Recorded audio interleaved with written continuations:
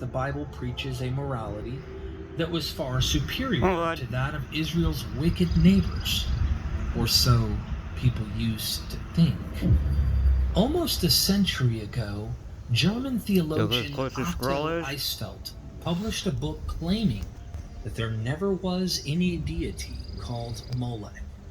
Instead, Eisfeld argued that to the Molech actually meant as a Molech sacrifice. Squirrel like that? And he based his claim on new gray ones, white ones, black ones, child sacrifices, brown ones that had been discovered at ancient Phoenician colonies around the Mediterranean.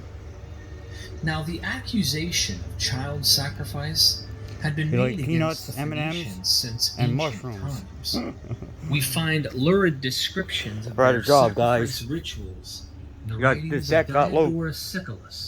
Leave me some, bud. First century BCE.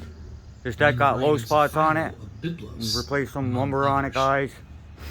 And the new archaeological evidence they glued and screwed this, meaning that their plywood, which is double thick up there, is glued to these joists and screwed down. So we had to cut it with a sawzall. See, we didn't have to cut them nails there and jack it up.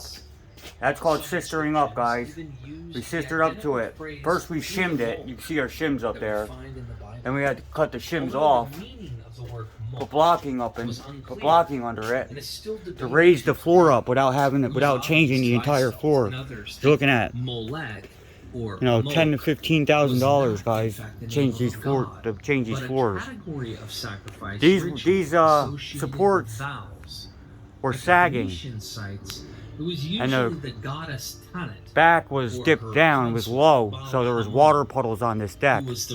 Now these decks are pitched out, guys. They're pitched out. So here's the middle section we did yesterday. At a ritual site wherever you see that extra wood, that's where we raised the floor up. And if you look up there, you can see a gap. I'll show you right there. See the gap between the plywood and that 2x4? That's how much we had to raise that floor up. A quarter inch in some places. So the jack helps break the glue. It opens. What are you doing over there? They lived next to each other. Don't look at me like that, boy. And had similar religious practice. There's two pairs stuck together. They might be on the... I don't know. I'll find them. I'll find them, bro. So we don't have to open them up. That's just blowing my mind. You can throw in my hammer holder. So see how, guys, how we open that up?